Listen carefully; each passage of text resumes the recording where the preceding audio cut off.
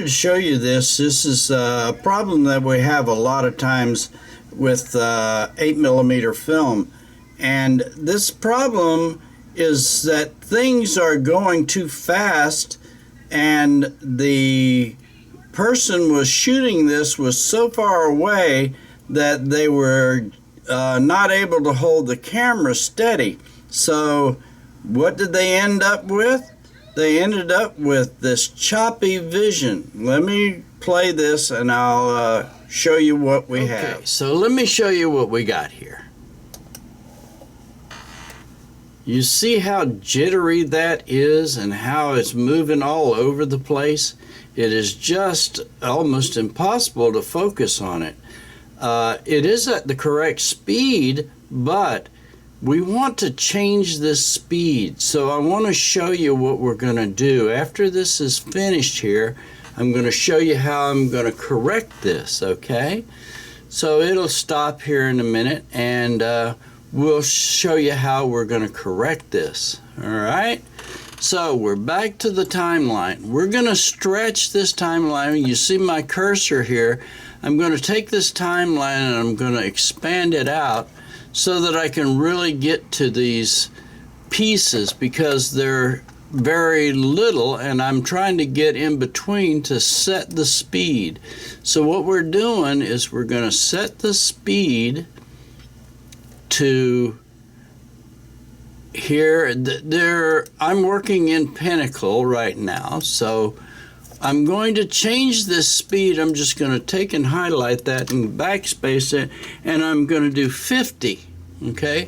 So that's going to slow it down, and you see that it's going to render that, all right? So next one, I'm going to do okay. So I'm going to double click that, and we're going to go to speed again. Once you set this, usually you can do it again. So we're going to just backspace it and go to 50. So we're going to do that for these frames. So double click, get your utilities, speed. We're going to cut this back to 50. Okay, so we're going to do this to each frame. So all we have to do is go okay, and then go here and then hit 50, okay? Then I'd usually, there's another way to do this. So you can double click this and you can go here to your utility, speed, okay, and then you highlight this and take the 50 and then just press enter, and you can leave it for the next frame. So that's the way I speed this up, by having to do this framing like this. I want to just press enter, and when I press enter, it gives me this little icon showing me the speed change time. So I know that I have changed the speed and I don't have a problem with it. So this takes a little while, but what you're going to see here is so much better that you won't believe your eyes when you see it. Now, you couldn't do this probably with people walking unless you really wanted to slow-mo them down to walking. But the thing is that for a scene like this with these chickens, and not only that, but the problem with the jerkiness is going to smooth out, okay? So we're at the end. So now we're done here with this. So what I can do afterwards is I can just take this now and I can do this back. So I can do this back.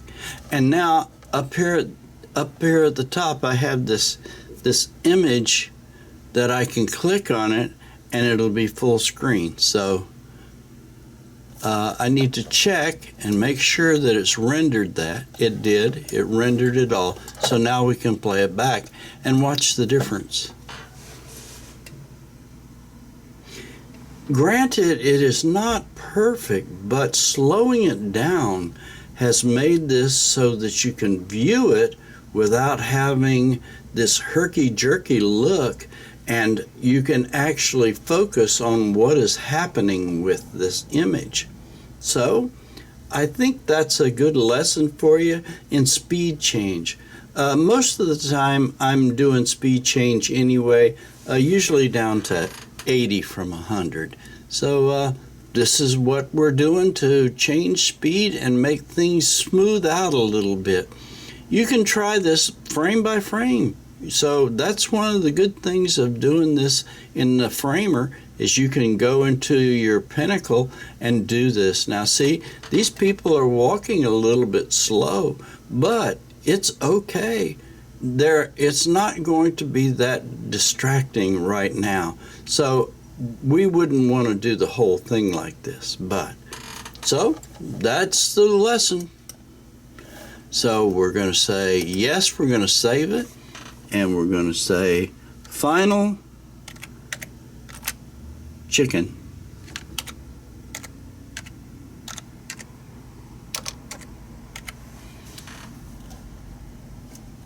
I forgot my L there, huh? Okay, so there we go. Now I've got it saved, and we can view that just fine and dandy. So I hope you got this lesson in speed change in a problem where you don't want to have that problem show up like that herky-jerky. It was almost not viewable. So I hope you have a good day.